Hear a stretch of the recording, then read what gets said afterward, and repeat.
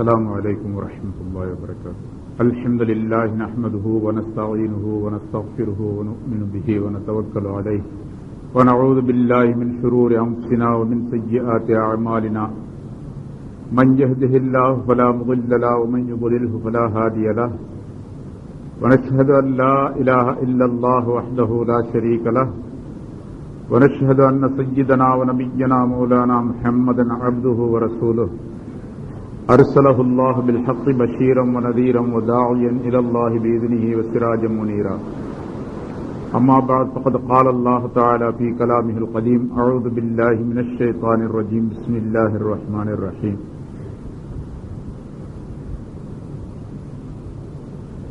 أطيعوا الله وأطيعوا الرسول وأولي الأمر منكم فإن تنازعتم في شيء فردوه إلى الله والرسول. صدق الله العظيم.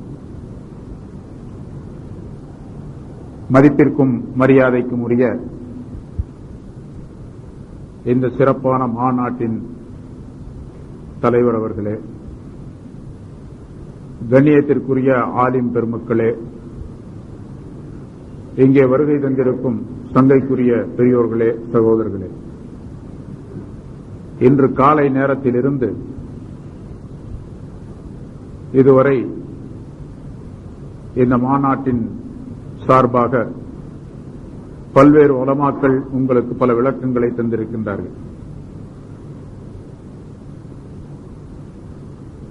இது இப்போ ஒவ்வொரு வாரமும் இது மாதிரி கூட்டம் நடக்கக்கூடிய ஒரு சூழ்நிலை ஏற்பட்டுவிட்டது. இது ஷரியாத்து சம்பந்தமாக பல்வேறு விளக்கங்களை மக்களுக்கு சொல்ல வேண்டிய கட்டாய நிலை ஏற்பட்டிருக்கின்றது. கடந்த காலங்களிலே நாம் பார்த்தோம்,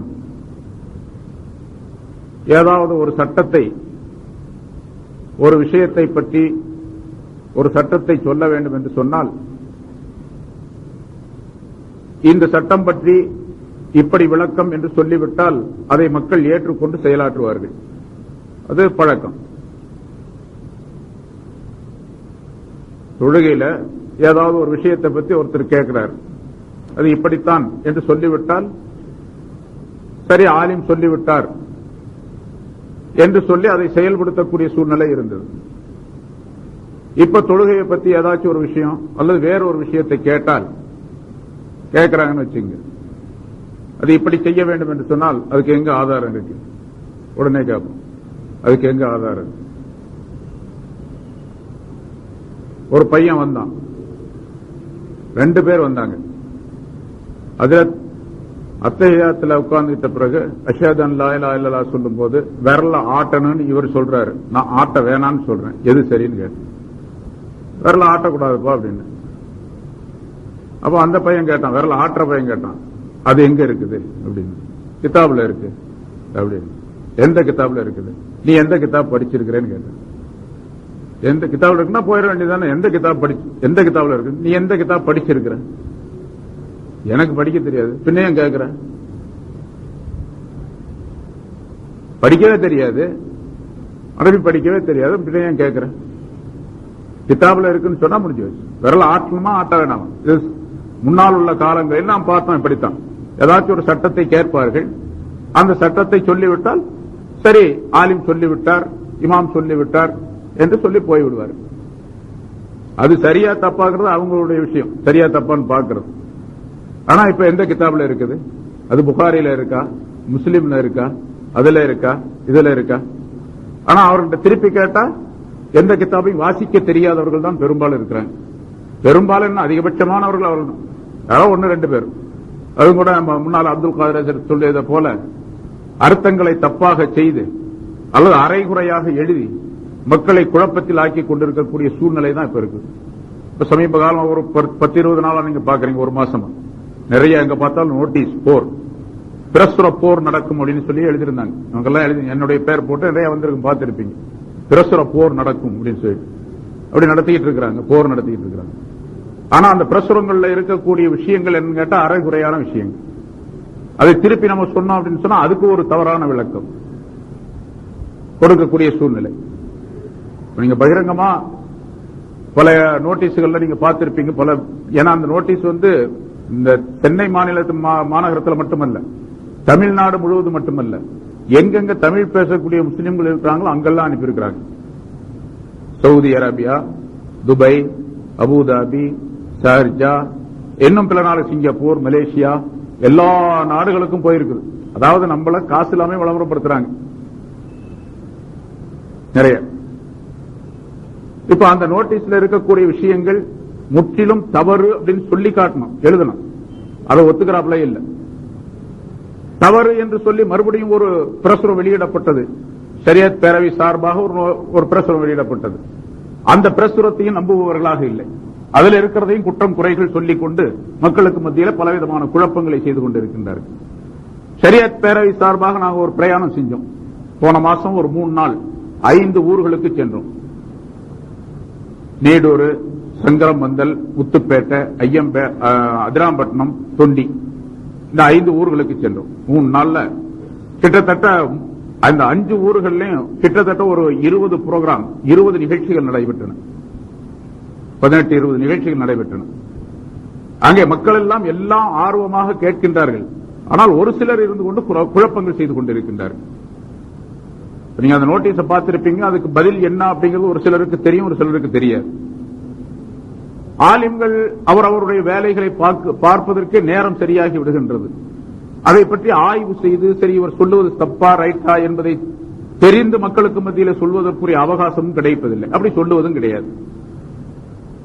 அதனால தாங்கள் சொல்லுவதுதான் சரி என்பதாக மக்களுக்கு மத்தியிலே சொல்லிக் கொண்டு பலவிதமான குழப்பங்களை செய்து கொண்டிருக்கின்றார்கள். ஒரே ஒரு உதாரணம் பாருங்க. அந்த நோட்டீஸ் நீங்க பார்த்திருப்பீங்க, துப்பு துளங்கியது அப்படின்னு ஒரு நோட்டீஸ்.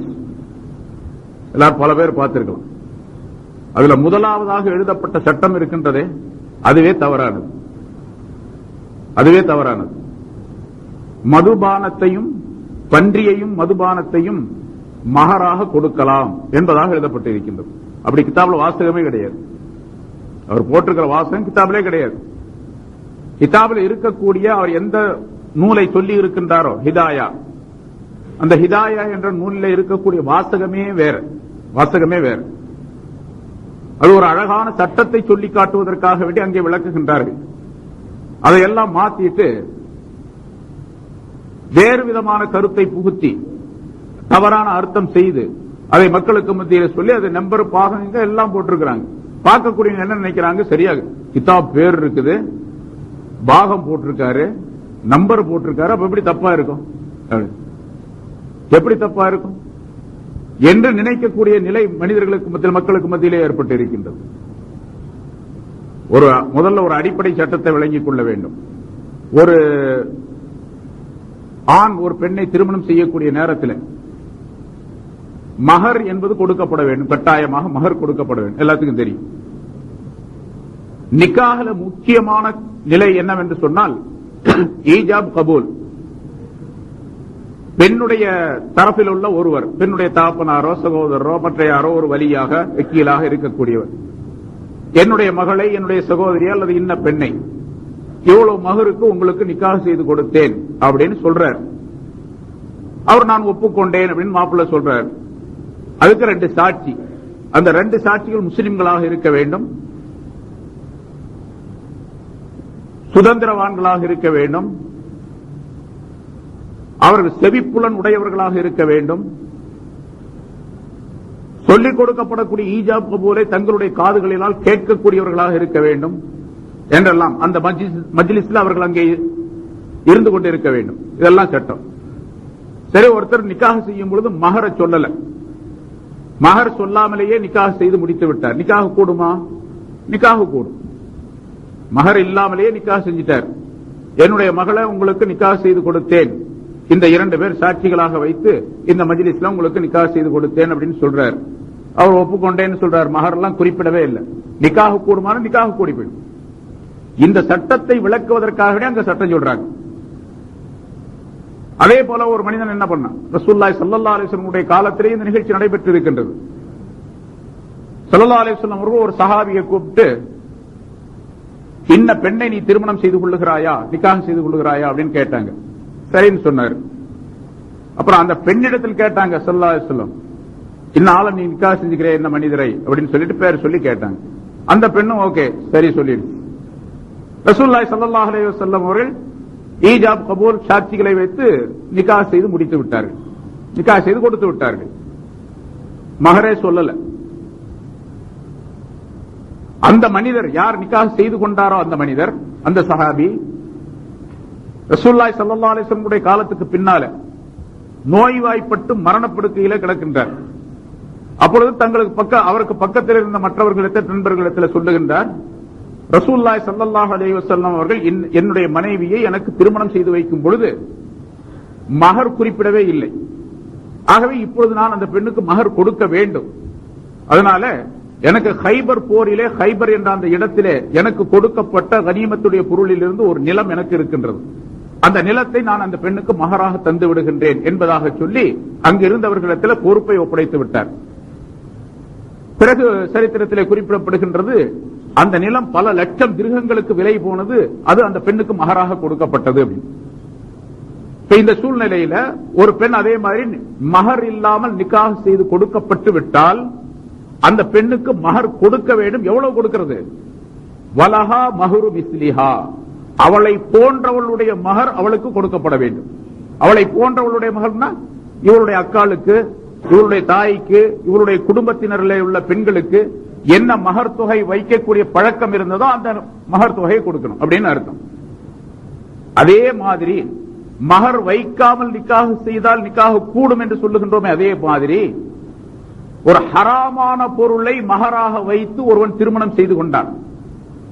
ஹராமான பொருளை, அதுக்கு தான் அந்த இடத்துல உதாரணம் எழுதுறாங்க.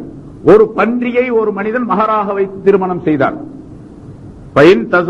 முஸ்லிமுன் அலா ஹம்ரின் அவ் ஹின்ஸீரின் ஃபன்னிகாஹு ஜாயிஸ். அவ்வளவுதான் எழுதியிருக்காங்க. பின்னால் உள்ள வாசகத்தெல்லாம் விட்டுட்டாங்க. அதுல அரபியில எழுதியிருக்க கூட அந்த பேரனாம்பட்டில இருந்து அந்த நோட்டீஸ் வந்து அதுல அரபியிலே எழுதப்பட்டிருக்குது. ஆனா அரபியில் எழுத அது வரைக்கும் எழுதிட்டாங்க, மீதி பின்னால் உள்ளதை எழுதல. ஒரு மனிதன் மதுவை மகராக வைத்து அல்லது பன்றியை மகராக வைத்து திருமணம் செய்து கொண்டால் நிக்காஹ் கூடும். முதல்ல மகர் வைக்கலனாவே நிக்காஹ் கூடும்ல. ஹராமான பொருளை நிக்காஹ் மகரா வச்சான், அப்போ நிக்காஹ் கூடும். ஆனால் இந்த ஹராமான பொருளை மகராக கொடுக்க கூடாது, அவ்வளவுதான். வலஹா மஹ்ரு மிஸ்லிஹா, அவளுக்கு மஹர் மிஸ்ல் கொடுக்கப்பட வேண்டும், அவளை போன்றவளுடைய மஹர் கொடுக்கப்பட வேண்டும். இப்ப மஹர் ஹராமான பொருளை வைத்ததின் காரணமாக வஷர்த் ஃபாசித், அந்த மஹர் ஏற்படுத்திய நிபந்தனை இருக்கின்றது, அது ஃபசாத் ஆயிடுச்சு, கெட்டு போச்சு. அதை உபயோகிக்க கூடாது, அதை கொடுக்க கூடாது. அவளை போன்றவளுக்கு என்ன மகர் கொடுக்கப்பட்டு வந்ததோ அந்த மகர் அவளுக்கு கொடுக்கப்பட வேண்டும். இதுதான் சட்டம். இந்த சட்டத்தை விளக்குவதற்காக வேண்டி ஒரு நிகழ்ச்சி நடந்துச்சுன்னு வச்சுங்க, எப்பொழுதாவது நடந்தது, கியாமத் நாள் வரைக்கும் வரக்கூடிய காலத்துல இனிமேல் என்னென்ன இப்ப இவங்க என்ன சொல்றாங்கன்னா, அப்படிலாம் ஏன் கற்பனை செய்யணும், நடந்தா தானே சொல்லணும், நடக்காததையெல்லாம் ஏன் கற்பனை செய்து இந்த இமாம்கள் எழுதுகிறார்கள், இவர்கள்லாம் என்ன எழுதுறாங்க என்று சொல்லி அப்படியும் சொல்லுவாங்க. இப்ப கூட எனக்கு தலைப்பு என்ன கொடுத்தாங்க, தலைப்பு என்ன, குர்ஆன் ஹதீஸ் போதுமா, குர்ஆன் ஹதீஸ் மட்டும் போதுமானதா அப்படின்னு நோட்டீஸ்ல அது இது போட்டிருக்கிறாங்க தலைப்பு. இந்த தலைப்பு நோட்டீஸ் எல்லாம் எல்லாத்துக்கும் கிடைச்சிருக்குது. அங்க சொன்னாங்களா, ஓஹோ குர்ஆன் ஹதீஸ் மட்டும் போதுமானதல்ல, அப்ப தௌராத் இன்ஜீல் வேணும் போல இருக்குது அப்படின்னு சொன்னாங்க. எவ்வளவு திமிரு பாருங்க. தௌராத் இன்ஜீல் அதுக்கு அப்படியே அர்த்தம், அதுக்கு ஏதோ குதர்க்கமான அர்த்தம் செய்யுது. குர்ஆன் ஹதீஸ் மட்டும் விளங்குவதற்கு போதுமா, சட்டங்களை வழங்குவதற்கு இமாம்களுடைய விளக்கங்கள்லாம் தேவை அப்படிங்கிறதுக்காண்டி போடப்பட்டிருக்காங்க. ஓஹோ தௌராத் இன்ஜீல்லாம் வேணும் போல இருக்கு அப்படின்னு அவங்க சொல்றாங்க என்று சொல்லிக் கொண்டிருக்காங்க. இந்த நோட்டீஸை பார்த்துட்டு அப்படித்தான் அறிவை தவறாக பயன்படுத்துவது, அறிவை நல்ல அறிவு தவறாக பயன்படுத்துவது. அல்லாஹ்தாலா அப்படி கெடுத்துட்டான். அது அந்த வழியில போனா அப்படியே போக விட்டுருவான் அல்லாஹ்தாலா. குர்ஆன்லயே அல்லாஹ்தாலா ஆயத்துல சொல்லி காட்டுகின்றான், யாரும் தவறான வழியில போகிறோமோ நுவல்லிஹி மா தவல்லா, அவன் போற வழியிலே அப்படியே விட்டுருவோம் என்று அல்லாஹ்தாலா சொல்லுகின்றான். நுஸ்லிஹி ஜஹன்னம், நரகத்தில் நுழைய வச்சிருவோம். ومن يشاقق الرسول من بعد ما تبين له الهدى ويتبع غير سبيل المؤمن نوله ما تولى ونصله جهنم وساءت مصيرا. அந்த ஆயத்துடைய பாருங்க.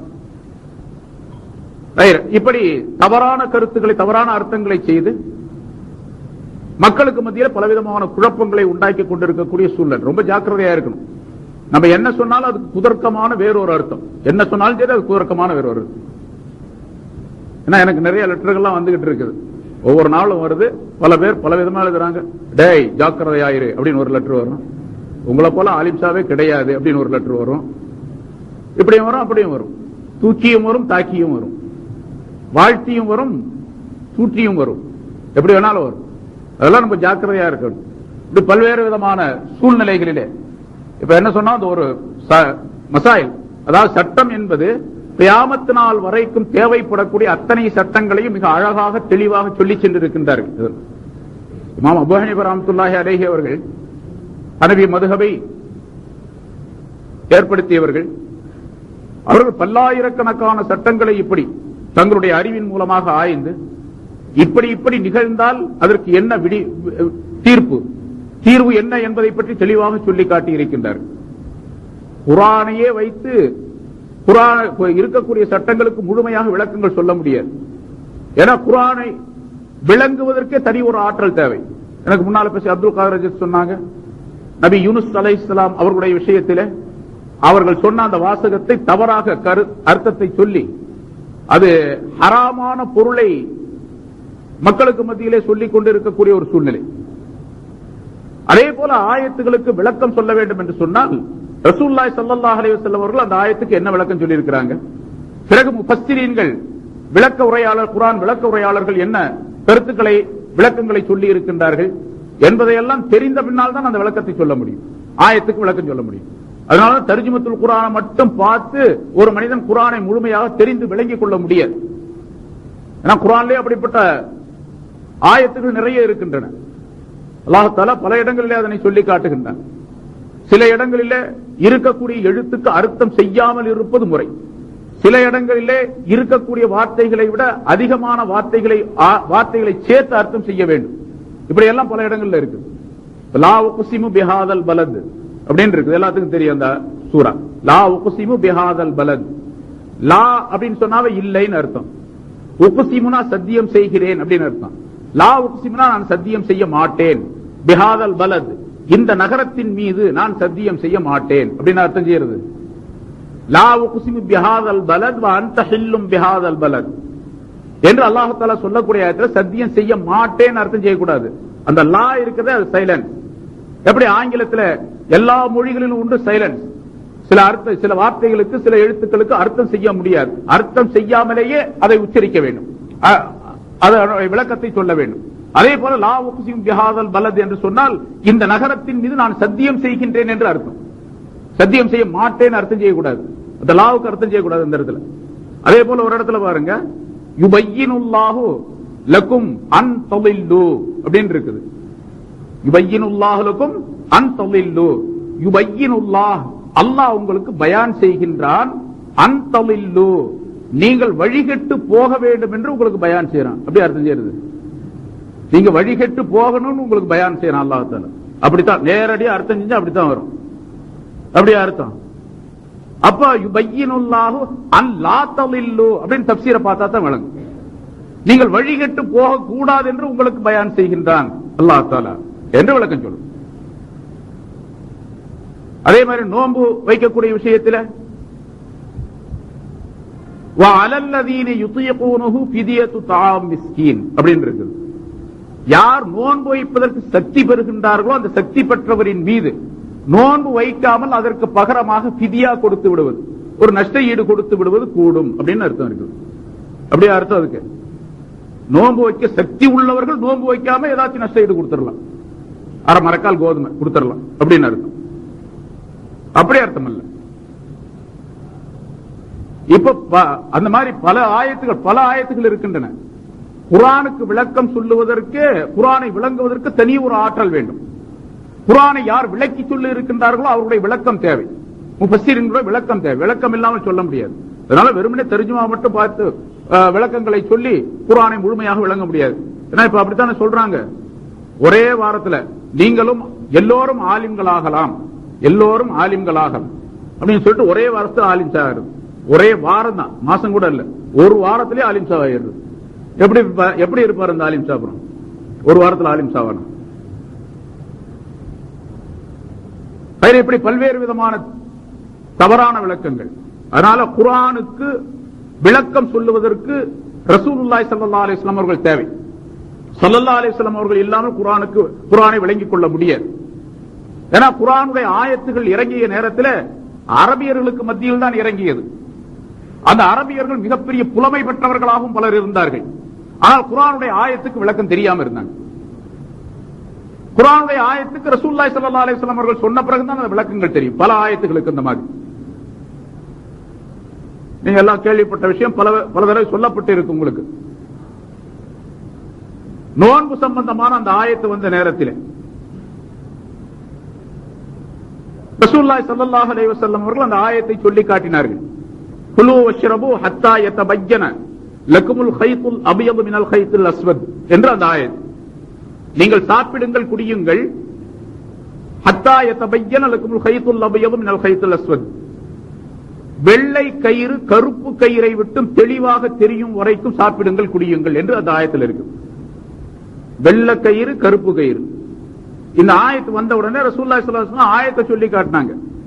அதி இப்னு ஹாத்தம் ரலியல்லாஹு தஆலா அன்ஹு என்ற ஒரு சஹாபி, ஹாத்தம் தாய் அப்படின்னு சொல்றேன் வரலாற்றில் பெரிய கொடை வள்ளல் அப்படின்னு, அவருடைய மகன் ஸல்லல்லாஹு அலைஹி வஸல்லத்துடைய காலத்துக்கு கொஞ்சம் நாள் முன்னாலதான் அவர் வாழ்ந்திருந்தார் உலகத்தில். அவருடைய மகன் அதி என்பவர். அவர் என்ன பண்ணாரு, இந்த ஆயத்து வந்த உடனே ராத்திரில படுக்க போகும்போது, அந்த காலத்துல விளக்கெல்லாம் கிடையாது, 2 கயிறு எடுத்தார், ஒரு கருப்பு கயிறு ஒரு வெள்ளை கயிறு, 2 எடுத்து தலையணைக்கடியில் வச்சுக்கிட்டு படுத்துக்கிட்டார். அது வரைக்கும் சாப்பிடலாம். அதாவது இருட்டுல 2 கயிறு ஒரே மாதிரி கருப்பா தான் தெரியும். எப்ப வெளிச்சம் வருதோ அந்த நேரத்தில் வெள்ளை கயிறு வெள்ளையா தெரியும், கருப்பு கயிறு கருப்பா தெரியும்.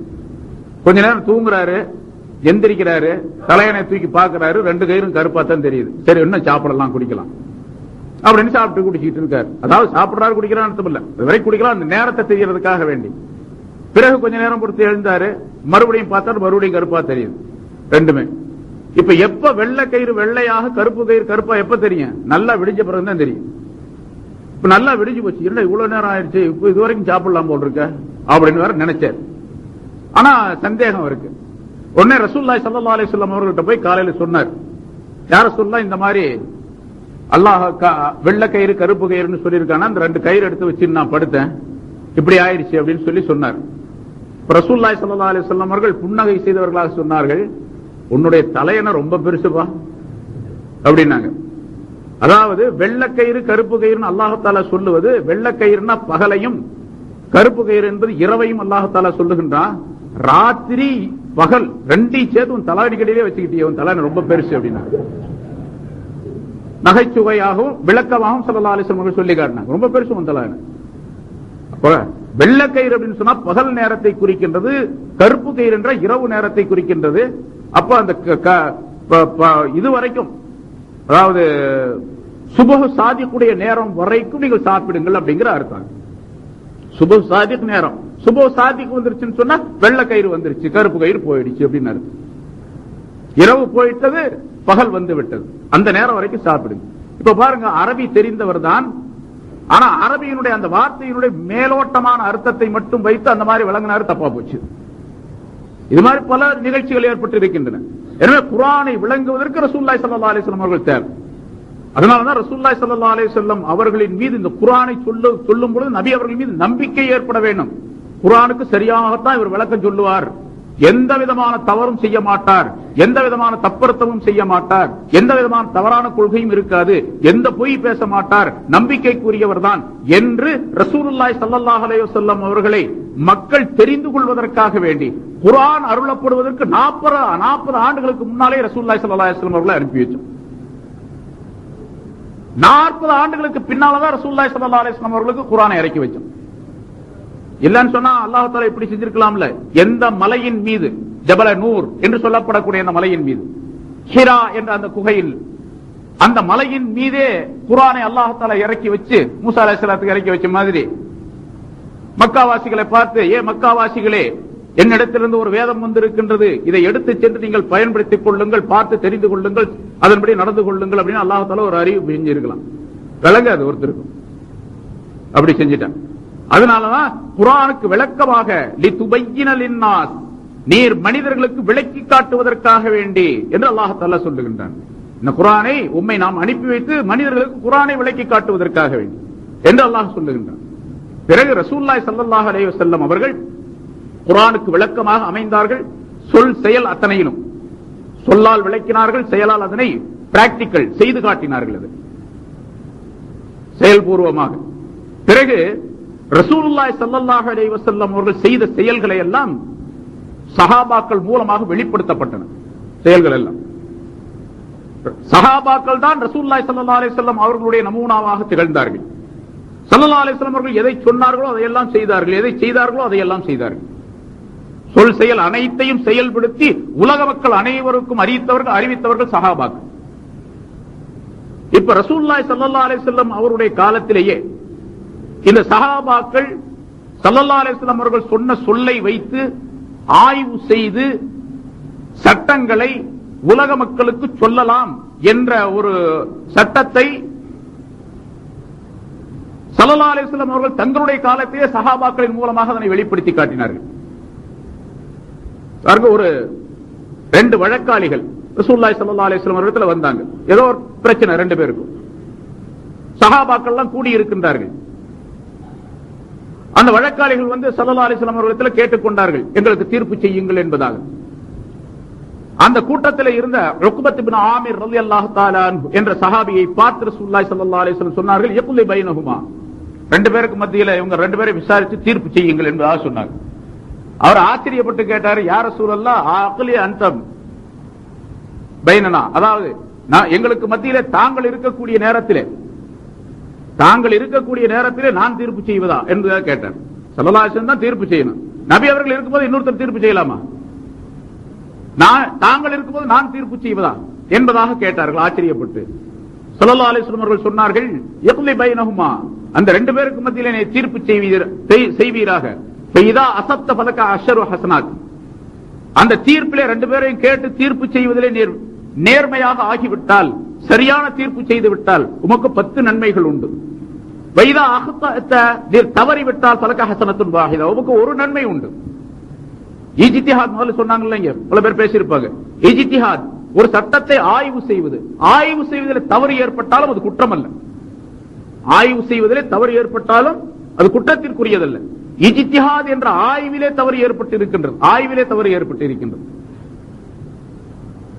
அந்த ஆய்விலே தவறு ஏற்படுவதும் ஒரு நன்மைக்குரிய விஷயம்.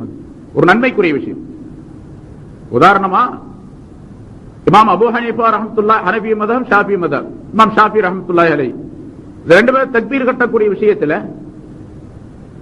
தக்பீர் கட்டும் பொழுது கையை தூக்கும் பொழுது காது வரைக்கும் உயர்த்த வேண்டும் அப்படின்னு, தோல் புஜம் வரைக்கும் உயர்த்த வேண்டும் அப்படின்னு 2 பேர் ஆளுக்கு ஒரு கருத்தை சொல்றாங்க. அதே மாதிரி தக்பீர் கட்டும் பொழுது தொப்புளுக்கு கீழே கட்ட வேண்டும், தொப்புளுக்கு மேலே கட்ட வேண்டும். நெஞ்சில கட்டுறது கழுத்துல கட்டுறதெல்லாம் கிடையாது. நெஞ்சில கட்டுறதா பரவாயில்ல, கழுத்துல கட்டுறதே தக்பீர்லாம் கிடையாது. 4 மதுஹபிலையும் ஒன்று தொப்புளுக்கு கீழே கட்ட வேண்டும், அல்லது தொப்புளுக்கு மேல கட்ட வேண்டும், அவ்வளவுதான். 4 மதுஹபிலையும் அப்படிதான். ஹனபி மதுஹபின் தொப்புளுக்கு கீழே கட்ட வேண்டும்.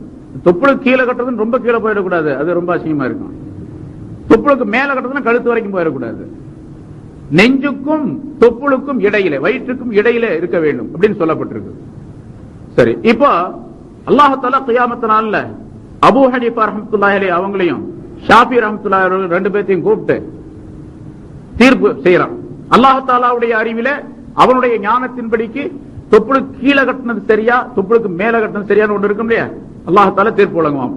எல்லாத்துக்கும் தீர்ப்பு சொல்லுவான், எதையும் விட மாட்டான். அல்லாஹ் தஆலா எல்லாத்தையும் கேட்பான், எல்லாத்துக்கும் தீர்ப்பு சொல்லுவான். அப்ப அல்லாஹ் தஆலா சொல்றான்னு வச்சுங்க, இமாம் அபூ ஹனீஃபா ரஹ்மத்துல்லாஹி அலைஹி சொன்னதுதான் சரி அப்படின்னு சொல்றான்னு வச்சுங்க. அப்ப ஷாஃபி ரஹ்மத்துல்லாஹிக்கு தண்டனை கிடைக்குமா? தொப்புளுக்கு மேல கட்ட சொன்னாங்களா? அதனால கிடையாது. இது எப்படின்னு கேட்டா, நான் பல இடங்களில் சொல்லியிருக்கிறேன், பலரும் கேட்டிருப்பீங்க. இப்போ ஒரு ஃபுட்பால் மேட்ச் நடக்குது அல்லது கிரிக்கெட் நடக்குதுன்னு வச்சுங்க. இப்ப கிரிக்கெட் ஃபேமஸ், ஃபுட்பால் நடக்குது. 2 டீம் கடைசியாக ஃபைனல்ல 2 டீம் மோதுறாங்க. ஃபைனல்ல மோதும் பொழுது அந்த ஃபைனல் மேட்ச்ல ஒரு குழு ஜெயிச்சிருது அப்படின்னு சொன்னா, அந்த ஜெயிச்ச குழுவுக்கு பேர் என்ன சொல்றது? வின்னர். ஒரு குழு தோத்து போயிடுது அப்படின்னு சொன்னா அவருக்கு பேர் ரன்னர், இந்த குழுவுக்கு பேர் ரன்னர், இந்த டீமுக்கு பேர் ரன்னர், அந்த வெற்றி பெற்ற டீமுக்கு பேர் வின்னர் சொல்றது. வின்னருக்கு கப்பு கிடைக்கும், பரிசும் கிடைக்கும். சரி, இப்போ அதுதான் சரி அப்படின்னு சொல்லி அல்லாஹ் தீர்ப்பு பண்றான் அப்படின்னு சொன்னா இமாம் அபூ ஹனீஃபா ரஹ்மத்துல்லாஹி வின்னர் ஆயிடுறார். அவருக்கு 2 விதமான பரிசு கிடைக்கும்.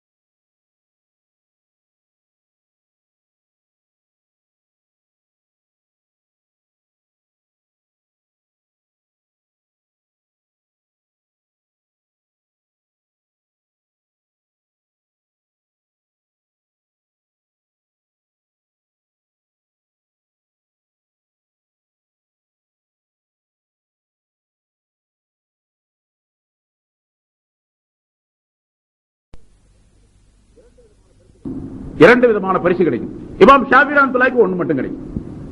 சரி, இன்னொரு சட்டத்தில் இமாம் ஷாஃபி ரஹ்மத்துல்லாஹி சொன்னதான் சரி அல்லாஹ் தஆலா தீர்ப்பு செஞ்சான்னு வச்சுங்க, இவருக்கு 2 அவருக்கு 1. அல்லாஹ் ஸல்லல்லாஹு அலைஹி வஸல்லம் அவர்கள் சொல்லுகின்றார்கள், வைதா ஹக்கமல் ஹாக்கிம், ஒரு ஹாக்கிம் ஒரு நீதிபதி தீர்ப்பு செய்தால் அந்த தீர்ப்பிலே சரியாக அவர் அமைந்து விட்டால் அவருக்கு 2 விதமான கூலி உண்டு. மேல சொன்ன உக்பத் இப்னு ஆமீருடைய சம்பவத்தில் 10 கூலி உண்டு என்பதாக, 10 மடங்கு நன்மை உண்டு என்பதாக ஸல்லல்லாஹு அலைஹி வஸல்லம் அவர்கள் சொல்லுகின்றார்கள். இன்னொரு ஹதீஸில் 2 விதமான கூலி உண்டு. அவர் தவறிவிட்டால் அவருக்கு 1 கூலி நிச்சயமாக உண்டு என்பதாக சொல்லுகின்றார்கள். அதனால ஆய்வாளர்கள் ஆய்வு செய்து சொல்லக்கூடிய சட்டம் இருக்கின்றதே, அந்த ஆய்விலே தவறு ஏற்பட்டு விட்டாலும் கூட அது குற்றம் அல்ல. அவர்கள் ஆய்வு செய்கின்றார்கள், குர்ஆனை ஹதீஸை வைத்து ஆய்வு செய்து தங்களுடைய முயற்சியை செலவு செய்து தங்களுடைய தக்வாவின் காரணமாக ஆய்வு செய்த அந்த இமாம்கள் சாதாரணமான ஆளா? எவ்வளவு உயர்ந்தவர்கள், எப்படிப்பட்ட தக்வா உடையவர்களாக இருந்தார்கள், எப்படிப்பட்ட புண்ணியவான்களாக இருந்தார்கள், எப்படிப்பட்ட ஆபிதீன்களாக இருந்தார்கள், வணக்கவாளிகளாக இருந்தார்கள் அப்படிங்கிற வரலாற்றில் நாம பார்க்கிறோம். இமாம் அபூ ஹனீஃபா ரஹ்மத்துல்லாஹி வணங்கிய மாதிரி ஷாஃபி ரஹ்மத்துல்லாஹி அவர்கள் வணக்கம் செய்த மாதிரி நம்மளால வணக்கம் செய்ய முடியுமா? எப்படிப்பட்ட அற்புதமான வணக்கங்களை நிகழ்த்தி இருக்கின்றார்கள் அவர்கள். ஆனால் அல்லாஹு தஆலாவை முழுமையாக பயந்தவர்களாக, தக்வா உள்ளவர்களாக, பேணுதல் உள்ளவர்களாக, அச்சம் உள்ளவர்களாக, பல்வேறு விதமான ஞானங்கள் நிறைந்தவர்களாக அவர்கள் இருந்தார்கள்.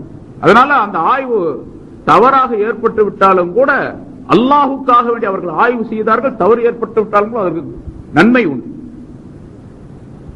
ஆனால் கியாமத் நாள் வரைக்கும் வரக்கூடிய பல்வேறு சட்டங்களை இமாம்கள் நமக்கு மிக தெளிவாக ஆக்கி தந்து விட்டிருக்கிறார்கள். ஸல்லல்லாஹு அலைஹி வஸல்லம் அவருடைய காலத்திலேயே அதற்கு நமக்கு ஒரு தீர்வு கிடைத்திருக்கின்றது, அனுமதி கிடைத்திருக்கின்றது. இப்ப பாருங்க, ரசூலுல்லாஹி ஸல்லல்லாஹு அலைஹி வஸல்லம் அவருடைய இருக்கக்கூடிய நேரத்திலேயே உக்பத் இப்னு ஆமீர் ரலியல்லாஹு தஆலா அன்ஹு அவர்களிடத்தில் சொல்லி நீங்க தீர்ப்பு செய்யுங்க அப்படின்னு சொல்லியிருக்காங்க. அப்படின்னா என்ன அர்த்தம்? எனக்கு பின்னால் தீர்ப்பு செய்யக்கூடிய அதிகாரம் உங்களுக்கு உண்டு, ஆய்வு செய்து தீர்ப்பு செய்யக்கூடிய அதிகாரம் இந்த உம்மத்தினருக்கு உண்டு என்பதை ரசூலுல்லாஹி ஸல்லல்லாஹு அலைஹி வஸல்லம் அவர்கள் தெளிவுபடுத்தி இருக்கின்றார்கள். ஆனால் அப்படி ஆய்வு செய்வதற்கு, இஜ்திஹாத் செய்வதற்கு அவர்கள் தகுதி பெற்றவர்களாக இருக்க வேண்டும். அந்த தகுதியை குர்ஆன் ஹதீஸ் சம்பந்தப்பட்ட விஷயங்களில் முழுமையான ஞானம் உடையவராக இருக்க வேண்டும். சாதாரணமா என்ன போல மற்றவங்களை போல இருக்கக்கூடிய ஆலிம்களுக்கு எல்லாம் முடியாது. ஆய்வு செய்வதற்குள்ளே திறன் தனியாக வேண்டும். அது குர்ஆனை அதனுடைய முழுமையான முறையோடு விளங்கி இருக்க வேண்டும். அவர்கள் குர்ஆனுடைய வார்த்தைகளுக்கு அர்த்தம், அதனுடைய விளக்கம், அது இலக்கணம் சம்பந்தப்பட்ட விஷயம், அதுல மன்திக் மானி என்று சொல்லப்படக்கூடிய பல்வேறு விதமான சட்டங்கள், அதுல 14-15 விதமான கலைகளை குறிப்பிடுகின்றார்கள். அத்தனையிலும் முழுமையாக தேர்ச்சி பெற்றவராக இருந்தால்தான் அவர் இஜ்திஹாத் செய்வதற்கு தகுதி பெற்றவர் என்பதாக சொல்லப்படும். ரசூலுல்லாஹி ஸல்லல்லாஹு அலைஹி வஸல்லம் அவர்களுடைய ஒரு அடிமை பெண், அவர்களுடைய அடிமை பெண் சம்பந்தமாக ஒரு மனிதரை பற்றி அந்த பெண்ணிடத்தில் அவர் ஜினா செய்து விட்டார், விபச்சாரம் செய்து விட்டார் என்பதாக ஒரு குற்றச்சாட்டு சொல்லப்பட்டது. ஸல்லல்லாஹு அலைஹி வஸல்லம் விசாரித்தார்கள், அது சரி என்பதாக அவர்களுக்கு சொல்லப்பட்டது. பிறகு ரசூலுல்லாஹி ஸல்லல்லாஹு அலைஹி வஸல்லம் அவர்கள் அலி ரலியல்லாஹு தஆலா அன்ஹு அவர்களை கூப்பிட்டு, அந்த ஆளு இன்ன அடையாளம் உள்ள இந்நாள் இந்த அடிமை பெண்ணிடத்தில் ஜினா செஞ்சிருக்காரு, அதனால அவர் எங்க இருந்தாலும் சரி அவரை கத்தல் பண்ணிட்டு வந்துரு, வெட்டிட்டு வந்துரு தலைய அப்படின்னு சொல்லி அலி ரலியல்லாஹு தஆலா அன்ஹு அவர்களை அனுப்புனாங்க. அலி ரலியல்லாஹு தஆலா அன்ஹு அந்த ஆளை தேடிட்டு போறாங்க. மதீனாவில் பல இடங்கள்ல தேடும் பொழுது மதீனாவுக்கு வெளியே ஒரு கிணத்துல கொஞ்சம் தண்ணி இருக்கு, அந்த தண்ணியில் அவர் குளிச்சுக்கிட்டு நிக்கிறார். அது ஒதுப்புறமான இடமாக இருந்த காரணத்தால் தான் போட்டிருந்த துணியெல்லாம் மேல அவுத்து வச்சுட்டு நிர்வாணமாக குளிச்சுக்கிட்டு இருக்காரு உள்ள. அதாவது குளிர்ச்சிக்காக வேண்டி, தன்னுடைய உடலை குளிர்ச்சி செய்வதற்காக வேண்டி அந்த கிணத்துக்குள்ள இறங்கி நின்றுகிட்டு இருக்காரு. அவர் குளிச்சுட்டு இருக்காருன்னா நம்மள போல குளிக்கிறார் சோப் போட்டு அப்படின்னு அர்த்தம் இல்ல. அது உஷ்ணமான நேரம், உஷ்ணமான நாடு, உஷ்ணத்தை தனித்துக் கொள்வதற்காக இந்த கிணத்துல இறங்கி தண்ணிக்குள்ள நின்றுகிட்டு இருக்காரு. அலி ரலியல்லாஹு தஆலா அன்ஹு அவர்கள் அந்த கிணத்துக்கிட்ட போனவங்க பாக்குறாங்க, மேல துணி இருக்கு, உள்ள எட்டி பாக்குறாங்க. எந்த ஆளை ரசூலுல்லாஹி ஸல்லல்லாஹு அலைஹி வஸல்லம் சொன்னாங்களோ அவர்தான் உள்ள இருக்காரு. கிடைச்சிட்டாரு ஆளு. என்ன சொன்னாங்க ரசூலுல்லாஹி ஸல்லல்லாஹு அலைஹி வஸல்லம்? ஆளை காலி பண்ணிட்டு வந்துரு அப்படின்ட்டாங்க. இவர் கிட்ட போய் என்ன பண்ணாரு, மேல வா அப்படின்னு கூப்பிட்டாரு. அலி ரலியல்லாஹு தஆலா அவர் மேல வந்தாரு, துணியெல்லாம் மேல காட்டி வச்சிருக்காரு, நிர்வாணமா வர்றாரு, நிர்வாணமா குளிச்சுக்கிட்டு இருக்கிறாரு, அந்த கடத்துல நிக்கிறாரு. மேல வந்த உடனே பார்த்த உடனே ஆளை பாக்குறாங்க, இவர் ஜினா செய்தார் அதனால கத்தல் பண்ணணும்னு ஸல்லல்லாஹு அலைஹி வஸல்லம் சொல்லி அனுப்பியிருக்காங்க.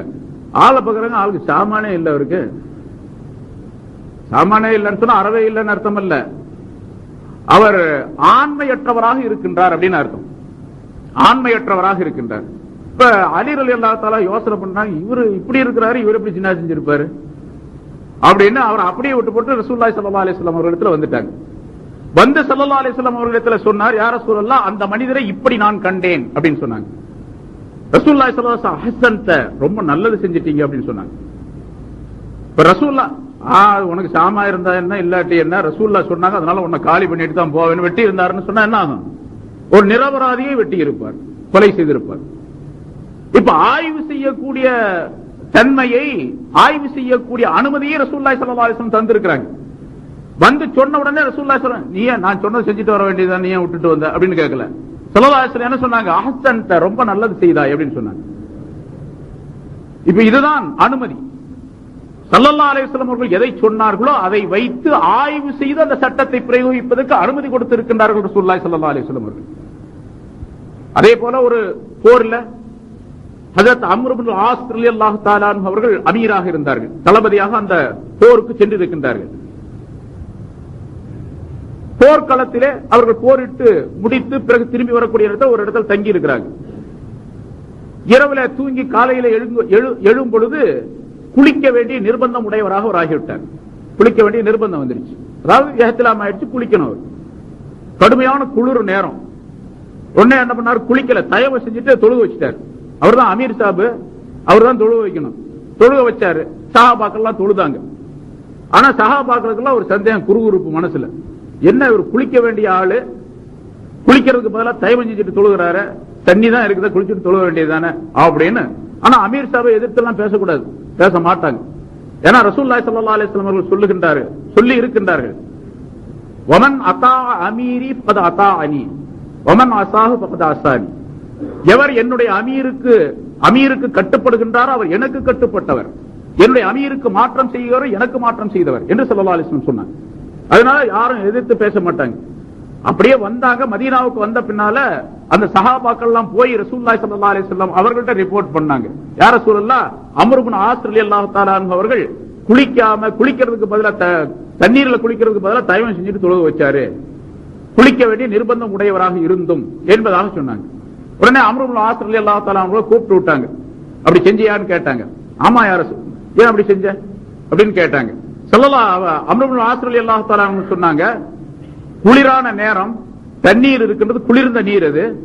நான் ஒரு ஆயத்தை சிந்தித்து பார்த்தேன், வலா தக்துலு அன்ஃபுஸகும் என்று அல்லாஹ் தஆலா சொல்லுகின்றான், உங்களுடைய ஆன்மாக்களை நீங்களே கொலை செய்து கொள்ளாதீர்கள் என்று அல்லாஹ் தஆலா சொல்லுகின்றான்.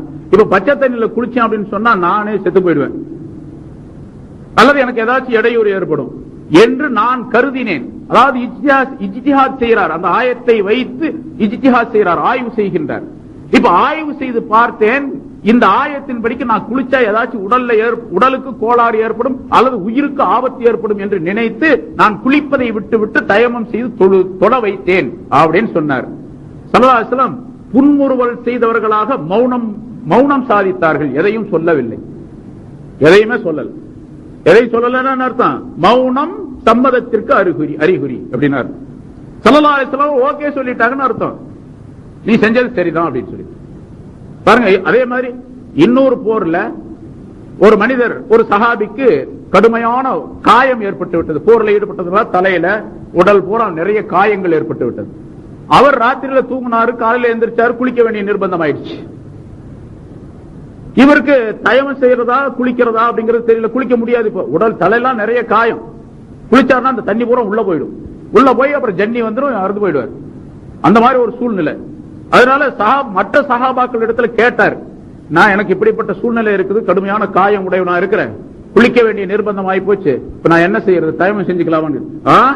தயமெல்லாம் செய்யக்கூடாது, நீ குளிச்சுதான் ஆகணும் அப்படின்ட்டாங்க. தயமெல்லாம் செய்யக்கூடாது, குளிச்சுதான் ஆகணும் அப்படின்னு. இவர் அவங்க சொன்னதை நம்பி என்ன பண்ணாரு, குளிச்சுட்டார். குளிச்ச உடனே கடுமையான ஜுரம் ஏற்பட்டு மூத்தா போயிட்டார், இறந்து போயிட்டார். ஸல்லல்லாஹு அலைஹி வஸல்லம் அவர்களிடத்தில் வந்தாங்க. மதீனாவுக்கு வந்த பின்னால இந்த நிகழ்ச்சி சொல்லப்பட்ட உடனே எல்லோரும் சேர்ந்து அவரை கொலை செய்து விட்டீர்கள் அப்படின்னாங்க. கேட்க கூடாதா யார்கிட்டையும்? இன்னமா ஷிஃபாஉல் ஐயி அஸ்வால் என்பதாக சொன்னாங்க. அந்த நேரத்தில் தான் அந்த ஹதீஸ் சொன்னாங்க. இன்னமா சுவாலுல் ஐ இன்னமா ஷிஃபாஉல் ஐயி அஸ்வால். தெரியாததுக்கு மருந்து, தெரியாததற்கு மருந்து என்னன்னு கேட்டா கேட்கறது தான், தெரியலன்னா கேட்கணும். யார்கிட்டயுமே கேட்கறது இல்லைங்க, அவர் சொன்னதுதான் சட்டம், அவர் சொன்னதுதான் சட்டம். இப்போ இந்த ஹின்சீருடைய விஷயத்துல இப்ப தகராறு வந்தது, அதனால தானே நான் ஜும்மால சொன்னேன், அதனால வந்து அதுல கூட ஒருத்தர் சொன்னார், இவர் ஏன் நிஜாமுதீன் அஜர்த்தி ஏன் சொன்னார், அதனால தானே இப்ப தகராறு வந்துச்சு. இப்ப சொல்லாம விட்டுறதா? ஹராம ஹலால்னு சொல்றாங்க, அப்புறம் சொல்லாம எப்படி சொல்றது? ஹராமே ஹலால் நாங்க சொல்லலங்கிறாங்க, ஆனா அவங்களுடைய கிதாப்ல வாசகத்துல அப்படித்தான் இருக்குது, அது இல்லன்னு மறுக்கிறாங்க. சரி, மறுத்து இல்லன்னு சொன்னா சரி, நாங்க அப்படி சொல்லல, அப்படி கிடையாது அப்படின்னு சொல்லி அதுக்கு வேற பல விளக்கங்கள். கேட்கணும், தெரியலன்னா கேட்கணும் என்பதை ரசூலுல்லாஹி ஸல்லல்லாஹு அலைஹி வஸல்லம் காலத்தில் அதனை மக்களுக்கு சொல்லி காட்டி இருக்கின்றார்கள். இமாம்கள் சட்டங்களை ஆய்வு செய்து சொல்லுகின்றார்கள் என்று சொன்னால் அந்த சட்டங்கள் காலாகாலத்திற்கும் எல்லா காலத்திற்கும் கியாமத் நாள் வரைக்கும் வரக்கூடிய எல்லா கேள்விகளுக்கும் எல்லா விஷயங்களுக்கும் விடை தரக்கூடியதாக அமைந்திருக்கின்றது. அபூ ஹனீஃபா ரஹ்மத்துல்லாஹி அலைஹி அவர்கள் கூஃபா நகரத்திலே இருந்தார்கள், வாழ்ந்து கொண்டு இருந்தார்கள். அந்த காலத்தில் ஃபுகஹாக்கள், ஃபகீஹ் என்ற சட்ட மேதைகள் வாழ்ந்திருந்த காலம். ஏராளமான சட்ட மேதைகள் இருந்தார்கள், பல நூற்றுக்கணக்கான மேதைகள் இருந்தார்கள். கூஃபாவிலே, அதாவது ஈராக்குடைய நாட்டிலே பஸ்ரா என்ற ஒரு ஊர், அந்த பஸ்ராவிலே கதாதா என்று ஒருவர் இருந்தார். அவர் மிகப்பெரிய அறிஞராக அந்த காலத்தில் திகழ்ந்து கொண்டு இருந்தார். அவர் கூஃபாவுக்கு ஒரு சமயம் வந்திருந்தார். கூஃபாவுக்கு வந்தார். கூஃபாவிலே அவருடைய நண்பருடைய ஒரு வீட்டிலே தங்கியிருந்தார். கதாதா பஸரி என்பதாக அவர் பெரிய ஃபகீஹ், மிகச்சிறந்த மேதையாக அவர் திகழ்ந்து கொண்டிருந்தார். மக்கள் எல்லாம் அந்த வீட்டுக்காரர் அறிவிப்பு செய்தார், இப்படி கதாதா பஸரி நம்ம வீட்டுக்கு வந்திருக்கிறார், இந்த ஊர்ல யார் யாருக்கு என்னென்ன சந்தேகங்கள் இருக்குதோ, சட்ட பிரச்சனை இருக்குதோ எல்லாரும் வந்து கேட்டுக்கொள்ளலாம் என்று ஒரு அறிவிப்பு செய்தார். ஏராளமான மக்கள் வந்து கொண்டே இருந்தார்கள். வந்து பலவிதமான கேள்விகளை கேட்டாங்க. எல்லாத்துக்கும் பதில் சொல்றார். என்ன அற்புதமா பதில் சொல்றார் அப்படின்னு சொல்லிட்டு எல்லாரும் புகழ்ந்து கொண்டு அவருடைய பதிலை கேட்டுக்கொண்டு போனாங்க, விஷயத்தை தெரிஞ்சு கொண்டு. இமாம் அபூ ஹனீஃபா ரஹ்மத்துல்லாஹி கேள்விப்பட்டாங்க, இந்த மாதிரி கூஃபாவுக்கு அவர் வந்திருக்கிறார் அப்படின்னு சொல்லி. அப்படியே பெரிய மேதை, அப்ப நம்மளும் போய் பார்த்துட்டு வரலாம், பெரிய மனுஷனை போய் பார்க்க வேண்டியது, அறிவாளி என்று சொல்லி இமாம் அபூ ஹனீஃபா ரஹ்மத்துல்லாஹி இங்க வந்தாங்க. பல விஷயங்களை கேட்டாங்க, பல விஷயங்கள் பரிமாற பேசிக் கொண்டார்கள். கடைசியாக இமாம் அபூ ஹனீஃபா ரஹ்மத்துல்லாஹி அலைஹி கேட்டாங்க, நான் கடைசியில ஒரே ஒரு சட்டம், ஒரு விஷயம், ஒரு மசலா கேட்கிறேன், சொல்லுங்களேன் அப்படின்னு. சரி அப்படின்னு. ஒரு மனிதர் கணவன் மனைவியாக வாழ்ந்து கொண்டிருக்கக்கூடிய நேரத்தில் அந்த மனிதன் வேற வெளியூருக்கு போனான். வெளியூருக்கு போனா அப்படியே போயிட்டா, ரொம்ப நாள் ஆச்சு, காணும், ஆளை காணும். ரொம்ப நாளா தேடி பார்க்கறாங்க, ஆள் கிடைக்கவே இல்லை. நீண்ட காலத்திற்கு பின்னால், 5 வருஷம் 4 வருஷம் 10 வருஷம் வச்சுங்களேன், ரொம்ப நாளுக்கு பின்னால அந்த பெண்ணிடத்தில் சொல்லப்பட்டது, உன்னுடைய கணவன் இறந்துட்டார் அப்படின்னு சொல்லிட்டு. ஆனா சொன்னது நம்பகமான ஆள் தான், தவறான ஆள் கிடையாது. நம்பிக்கை கொள்ளக்கூடிய ஒரு தன்மை உள்ள ஒரு ஆளு இறந்து போயிட்டார் அப்படின்னு சொல்லப்பட்டது. இப்ப அதை விசாரித்த பின்னால, அந்த பெண்ணுடைய வீட்டுக்காரர்கள் விசாரித்த பின்னால அந்த பெண் இத்தா இருந்தான். இத்தா முடிஞ்சிச்சு, 4 மாசம் 10 நாள், இறந்து போயிட்டா 4 மாசம் 10 நாள் இத்தா இருந்தான். இத்தா இருந்த பின்னால வேறொரு மனிதனை, வேறொரு ஆணை திருமணம் செய்து கொண்டாள் அந்த பெண். கேள்வி கேட்கிறாங்க. திருமணம் செய்து கொண்டார். திருமணம் செய்து கொண்டு அந்த இரண்டாவது கணவனுடனே அவள் வாழ்ந்து கொண்டிருக்கும் பொழுது ஒரு குழந்தையையும் பெற்றெடுத்தாள். இரண்டாவது கணவனுக்கு குழந்தையும் இருக்குது. இந்த நேரத்தில் திடீர்னு ஒரு நாள் அந்த முதல் கணவன் வந்துட்டான். என்ன மேஜிக் மாதிரி இருக்க? இன்னைக்கு நேற்று கூட ஒரு லெட்டர் ஒன்னு ஒருத்தர் எழுதியிருந்தார் எனக்கு. பிரபல மேஜிக் கே லாலை மிஞ்சக்கூடிய புரசை இமாம் கே நிஜாமுத்தீன் அப்படின்னு சொல்லி எழுதினான். லெட்டர் இருக்குது. பிரபல மேஜிக் நிபுணர் கே லால் என்பவரை மிஞ்சக்கூடிய புரசை இமாம் கே நிஜாமுத்தீன் அப்படின்னு நம்ம சொல்றதெல்லாம் மேஜிக் ஆகுது அப்படின்னு சொல்றாங்க இதுல. சரி, இப்ப அவர் திடீர்னு அந்த முதல் கணவர் வந்துட்டார். அப்படின்னா என்ன அர்த்தம்? இந்த பெண்ணுக்கு அந்த கணவர் இறந்து போயிட்டார்னு சொல்லி சொல்லப்பட்ட தகவல் தவறானதுன்னு அர்த்தம்.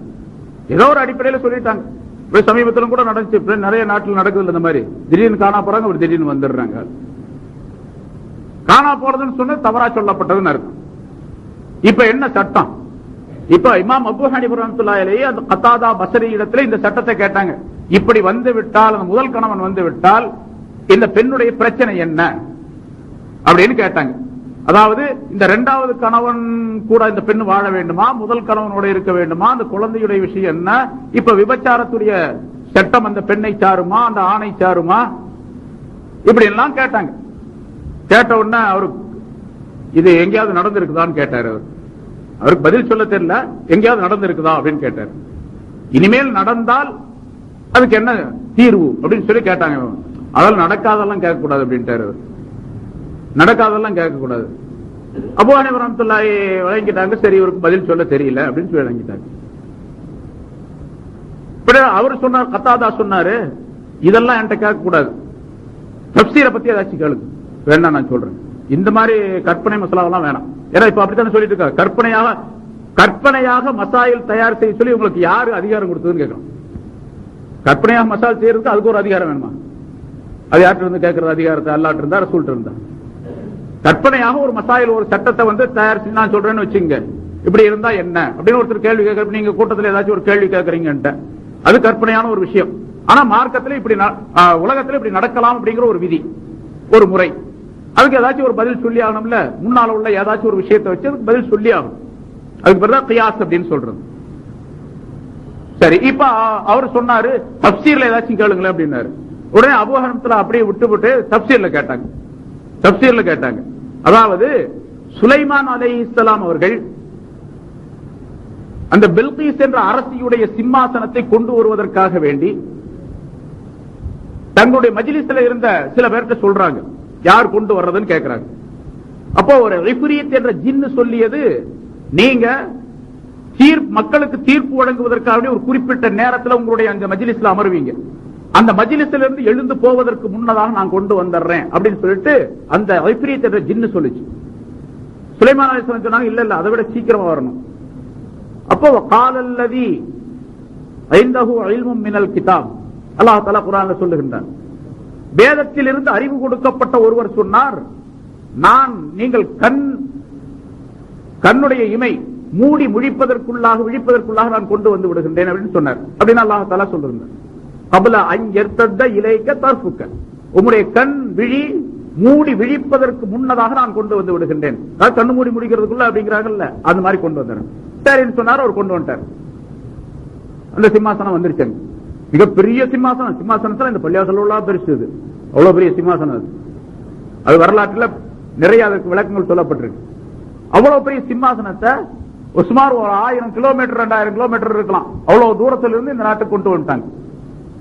கொஞ்ச நேரத்தில், ஒரே ஒரு செகண்ட் நேரத்தில் கொண்டு வந்தாச்சு. இப்ப அபூ ஹனீஃபா ரஹ்மத்துல்லாஹி கேட்டாங்க, இந்த சிம்மாசனத்தை கொண்டு வந்தவர் யார் அப்படின்னு கேட்டாங்க. அவருடைய மந்திரி ஆசிஃப் இப்னு பர்கியா அப்படின்னு சொன்னார் அவர், அந்த கத்தாதா. சரி, அவருக்கு எப்படி அந்த கொண்டு வருவதற்குரிய ஆற்றல் எப்படி கிடைச்சிச்சு அப்படின்னு சொல்லி கேட்டாங்க. அல்லாஹ் குர்ஆன்லயே சொல்றானே, அவருக்கு கிதாபில இருந்து, வேதத்திலிருந்து ஒரு அறிவை நாம் கொடுத்திருந்தா அந்த அறிவின் மூலமாக கொண்டு வந்தார் அப்படின்னு. அப்ப அந்த அறிவு அந்த ஆசிப் என்பவருக்கு இருந்ததா அப்படின்னு கேட்டார். ஆமா. ஆசிப் என்ற அந்த மந்திரிக்கு இருந்த அறிவு சுலைமான் அலைஹிஸ்ஸலாத்துக்கு இல்லையான்னு கேட்டாங்க. கிடையாது அப்படின்னாரு. அப்போ உங்களுடைய தீர்ப்பின்படி, உங்களுடைய அறிவின்படி ஒரு நபியுடைய காலத்திலே நபியை விட அதிகமான அறிவு பெற்ற ஒருவர் இருப்பாரா உம்மத்துல அப்படின்னு கேட்டாங்க. இதெல்லாம் என்கிட்ட கேட்க கூடாது அப்படின்னாரு. விளங்கல இருக்கு. தப்சீரை பத்தி கேட்க சொன்னார். தப்சீருக்கு வழங்குங்க. எதுக்கு சொல்றாங்க? இமாம் அபூ ஹனீஃபா ரஹ்மத்துல்லாஹி அலைஹி அவருடைய தீர்க்கமான நுணுக்கமான அறிவு எவ்வளவு பெருசு அப்படிங்கறதுக்காக, அதை வழங்குறதுக்காக சொல்றேன். அப்ப இதெல்லாம் கேட்க கூடாது. சரி வேற என்ன அப்படின்னு, வேற ஏதாச்சும் கேளுங்க அப்படின்னு இமாம் அபூ ஹனீஃபா ரஹ்மத்துல்லாஹி என்ன பண்ணாங்க, அவர்கிட்ட கேட்டாரு, நீங்க மூமினா அப்படின்னு கேட்டாரு. மூமினா? இன்ஷா அல்லாஹ் நான் மூமின் தான் அப்படின்னாரு. ஏன் உங்களுக்கு சந்தேகமான்னு கேட்டாங்க. இன்ஷா அல்லாஹ் ஏன் சொல்லணும்? மூமினா நிச்சயமா இல்ல. ஈமான்ங்கிறது மனதை சேர்ந்தது. அது எவ்வளவு இருக்குது அப்படிங்கிறது எனக்கே தெரியாது, அல்லாஹ்வுக்கு தான் தெரியும். அதனால இன்ஷா அல்லாஹ்னு சொன்னேன் அப்படின்னு அவர் கத்தாதா சொன்னார். உங்களை விட பெரிய ஒருத்தர், மிகச்சிறந்த ஒரு நபி இப்ராஹிம் அலைஹிஸ்ஸலாம் அவர்கள்ட்ட அல்லாஹ் கேட்கிறான், அவலம் தூமின், நீங்கள் ஈமான் கொள்ளவில்லையா அப்படின்னு கேட்கும்போது, காலு பலா, நிச்சயமாக நான் ஈமான் கொண்டிருக்கிறேன்னு அவர் சொல்றாரு.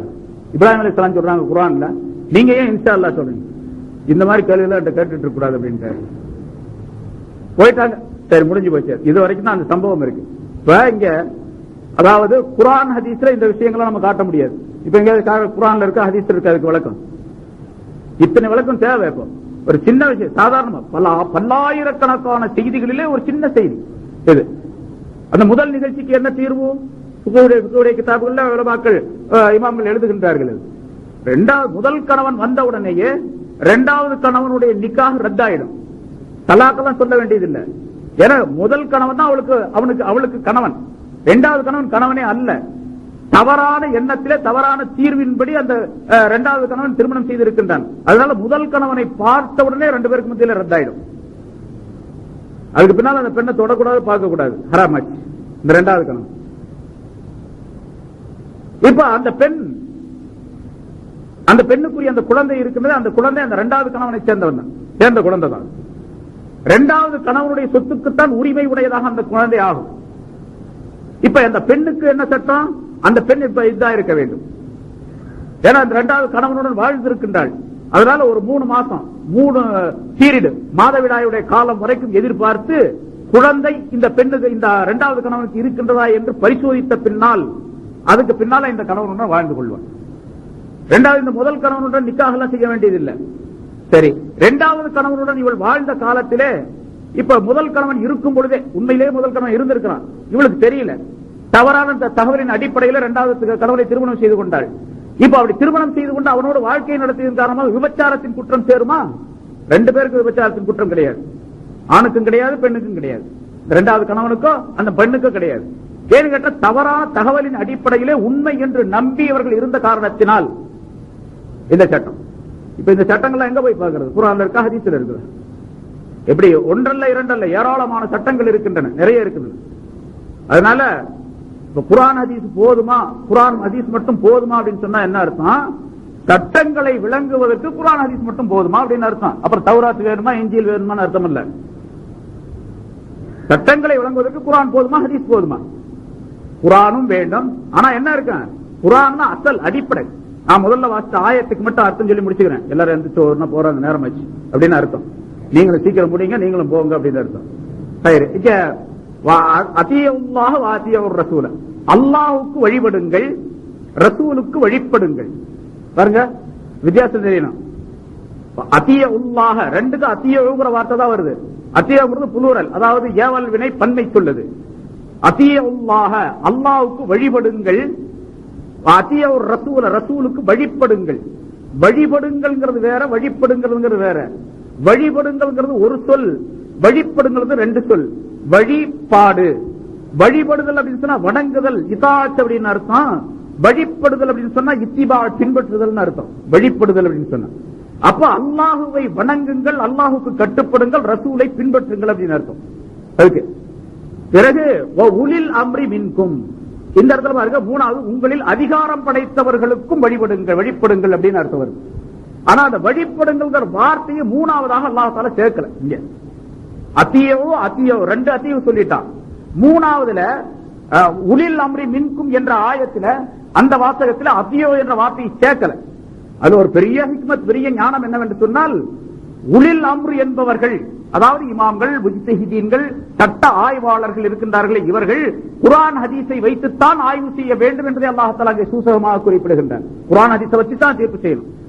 இப்ப இவர்கள் செய்யக்கூடிய ஆய்விலே ஏதாவது பிரச்சனை வந்து விட்டால் அப்ப எங்க போகணும்? இவங்களுடைய அறிவின் பக்கம் போயிடக்கூடாது, குர்ஆன் ஹதீஸின் பக்கம் தான் போகணும். குர்ஆன் ஹதீஸ்ல ஏதாவது ஆதாரம் இருக்கின்றதா, அடிப்படை ஆதாரம் இருக்கின்றதா என்பதை பார்த்து இவர்களுக்கு எழக்கூடிய அந்த சிந்தைகளுக்கு தீர்ப்பு செய்ய வேண்டும் என்பதை அல்லாஹ் தஆலா சொல்லி காட்டும்போது, உலில் அம்ரி மின்கும் ஃபைன் தனாஸஅதும் ஃபீ ஷைஇன், ஏதாவது ஒரு விஷயத்தில் நீங்கள் தர்க்கம் செய்து கொண்டால், பிரச்சனை வந்துருச்சு, சரியான தெளிவு கிடைக்கல, அப்ப என்ன பண்ணணும்? ஃபைன் தனாஸஅதும் ஃபீ ஷைஇன் ஃபர்துஹு இலல்லாஹி வர் ரசூல், நீங்கள் அந்த காரியத்தை அல்லாஹ் ரசூல் பக்கம் திருப்பி விடுங்க. நீங்க உங்க ஆய்வு படிக்கு மட்டும் தீர்ப்பு செய்யாதீங்க, அல்லாஹ் ரசூல் படிக்கு திருப்பி அந்த வழியை குர்ஆன் ஹதீஸையும் பின்பற்றி போக வேண்டும். குர்ஆன் ஹதீஸை அடிப்படையாக வைத்து நீங்கள் செய்யக்கூடிய ஆய்வு இருக்க வேண்டும் என்பதை அல்லாஹ் தஆலா அங்கே சொல்லி காட்டுகின்றார். அப்படித்தான் செய்திருக்கின்றார்கள். ஃபுகஹாக்களுடைய சட்ட கிரந்தங்களிலே, ஃபிக்ஹுடைய சட்ட கிரந்தங்களிலே ஒரு சட்ட விஷயங்களை சொல்லிக் கொண்டு வருகின்றார்கள். இப்ப தொழுகை அப்படின்னு சொன்னா தொழுகை சம்பந்தமான சட்டங்களை சொல்லிக் கொண்டு வரும் பொழுது ஒவ்வொரு சட்டத்தையும் ஹதீஸை அடிப்படையாக வைத்து, குர்ஆனை அடிப்படையாக வைத்து தான் செஞ்சிருக்கிறாங்க, சட்டத்தை எல்லாம் உயர்த்தி இருக்கின்றார்கள். ஆனால் அந்த சட்டங்களை சொல்லக்கூடிய நேரத்தில் இது இந்த ஹதீஸினுடைய அடிப்படையில் வந்தது என்பதாக சொல்ல மாட்டார்கள். அதனுடைய உசூலுல் ஃபிக்ஹ் என்பதை எடுத்து பார்த்தால் இந்த சட்டத்தை இந்த ஹதீஸை வைத்து ஆய்வு செய்து சொல்லி இருக்கின்றார்கள் என்று அசல்ல சொல்லப்படும். அது உலமாக்கள் அதிகபட்சமாக தெரிய வேண்டும் என்று விரும்பினால் அதை பார்த்து தெரிந்து கொள்ள வேண்டும். இல்லனா சட்டங்களை வரிசையாக தான் சொல்லிட்டு வருவாங்க. ஒளி செய்யும் பொழுது இப்படி ஒளி செய்ய வேண்டும், முதல்ல கையை கழுவணும், காலை கழுவணும், இப்படி கழுவணும், இந்த அளவு கழுவணும் என்றெல்லாம் சொல்லிக்கணும். இந்த அளவுகளை கழுவுவதற்கு இப்படித்தான் கழுவ வேண்டும் என்பதற்கு ஹதீஸ்களை அந்த இடத்துல சொல்ல மாட்டாங்க, சொல்ல தேவையில்லை. அப்படி சொல்லிட்டு போனா அந்த கிதாபு ஒரு 2-3 பாகமாக இருக்கக்கூடிய, 4 பாகங்களாக இருக்கக்கூடிய அந்த கிதாபுகள் 40 பாகமாக ஆயிடும். அது சாதாரண மனிதர்களுக்கு தேவை. யாருக்கு தேவையோ அவர்கள் அதனுடைய அசலை எடுத்து பார்த்துக் கொண்டால் அந்த சட்டத்திற்கு எந்த ஹதீஸிலிருந்து விளக்கம் எடுத்திருக்கின்றார்கள் என்று தெரிய வந்துவிடும். அப்படித்தான் ஃபுகஹாக்கள் சட்டங்களை ஏற்றி இருக்கின்றார்கள். அதனால ஒரு ஃபிக்ஹுடைய கிதாபில் ரத்துல் முஹ்தார் இருக்குது, அந்த கிதாப் இருக்கு, இந்த கிதாப் இருக்கு. இந்த கிதாபில் சொல்லப்பட்டு இருக்கின்றது என்று சொன்னால் அது நம்பிக்கைக்குரிய விஷயம் தானே தவிர, அது ஏன்னா இப்ப கேட்கக்கூடியவர்கள் அப்படித்தானே கேட்கிறாங்க. ஒரு சட்டத்தை சொல்லி இது ரத்துல் முஹ்தாரில் இருக்கின்றது, துருல் முஹ்தாரில் இருக்கின்றது, ரத்துல் முஹ்தாரில் இருக்கின்றது, அது முகனியில் இருக்கின்றது, அதுல இருக்குது, உம்முல இருக்குது என்று சொன்னார். பாருங்க, குர்ஆன்ல இருக்குது, ஹதீஸ் இருக்குன்னு சொல்ல தெரியல இந்த ஆளுகளுக்கு. இன்ன கிதாப் இருக்கு, இன்ன கிதாப் இருக்குன்னு சொல்றாங்க. மனிதர்கள் தங்களுடைய சுய அறிவின்படிக்கு இயற்றிய கிதாபில் இருக்குது என்று தான் சொல்லுகின்றார்களே தவிர அல்லாஹ் ரசூலுடைய கிதாபில் இருக்குன்னு சொல்ல தெரியல என்று சொல்லுகின்றார்கள். ஆனால் உண்மையிலேயே ஒரு கிதாபில் இருக்கின்றது என்று அந்த ஒரு சட்டத்தை சொன்னால் அந்த கிதாபில் இருப்பதனுடைய அசல் எங்க இருக்கின்றது? ஹதீஸில் இருக்குது, குர்ஆன்ல இருக்குன்னு அர்த்தம்.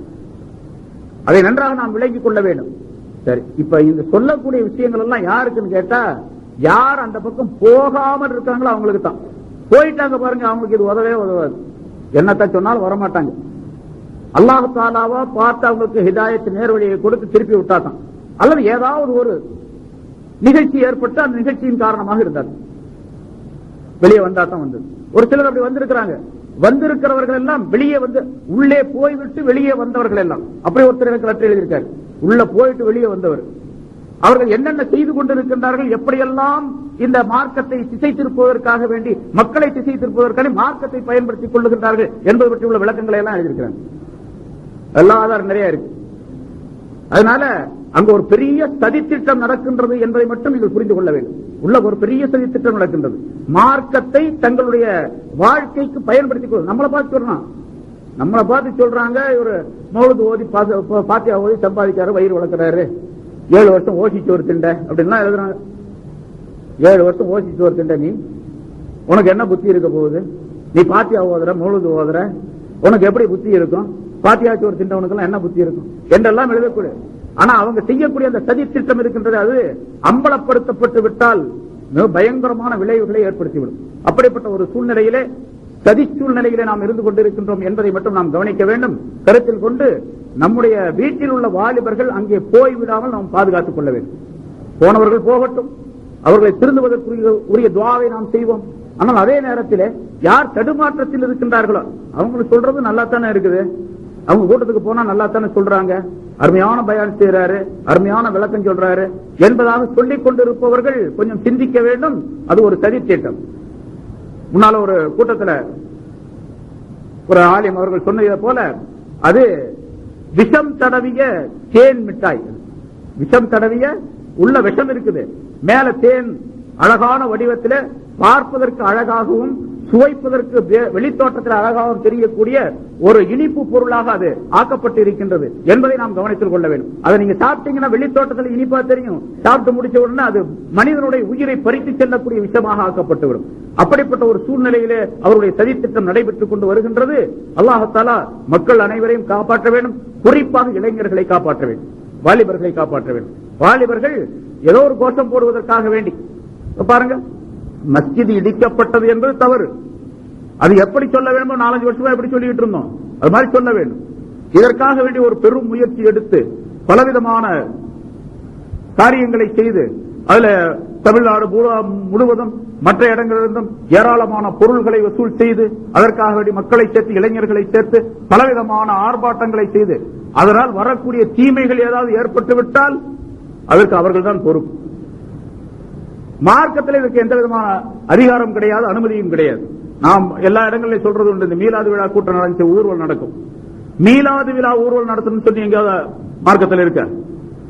மீலாது விழாவுக்கு ஊர்வலம் நடத்தணும் அப்படின்னு சொல்லிட்டு, மீலாது ரசூலுல்லாஹி ஸல்லல்லாஹு அலைஹி வஸல்லம் அவர்களுடைய சிறப்பை சொல்லி காட்டுவதற்காக வேண்டி மீலாது. அந்த மீலாதிலே எதை சொல்ல வேண்டுமோ அதை சொல்ல வேண்டும். ஸல்லல்லாஹு அலைஹி வஸல்லம் சிறப்பை மக்களுக்கு சொல்லி காட்டுவதற்கான என்னென்ன வேலைகளை செய்ய வேண்டுமோ அந்த வேலையை செய்ய வேண்டும். ஊர்வலம் போவதன் காரணமாக, கோஷம் போடுவதன் காரணமாக, கொடி தூக்குவதன் காரணமாக இப்படி பல்வேறு விதமான தவறான தொழுகையை விட்டுவிட்டு நல்ல காரியங்களை விட்டுவிட்டு அதற்காக வேண்டி பொருள்களை செலவு செய்து இந்த ஊர்வலங்கள் பேரணி நடத்துவதன் காரணமாக என்ன லாபம் இருக்கின்றது? எந்த விதமான லாபம் ஏற்பட போவது கிடையாது, எந்த விதமான நன்மையும் ஏற்பட போவது கிடையாது. இவர்கள் நினைக்கக்கூடிய நோக்கங்கள் எதுவும் நிறைவேறப் போவதும் கிடையாது. அதனால ஒரு சதித்திட்டம் நடைபெற்றுக் கொண்டிருக்கின்றது என்பதை நாம் கவனத்தில் வைத்து அதை நாம் முறியடிப்பதற்காக வேண்டி அல்லாஹ் தஆலாவிடத்தில் துஆ செய்ய வேண்டும். உலமாக்கள் காட்டக்கூடிய அந்த வழியிலே நாம் எப்பொழுதும் போல காலாகாலமாக எப்படி நடந்து வந்ததோ அந்த வழியை பின்பற்றி செல்லக்கூடிய தன்மை உடையவர்களாக இருக்க வேண்டும். அல்லாஹ் தஆலா அதற்கு எனக்கும் உங்களுக்கும் நல்லுதவி செய்வானாக என்பதாக கேட்டு என்னுடைய இந்த உரையை முடிக்கிறேன். வாஹிரு தாவானா அல்ஹம்துலில்லாஹ்.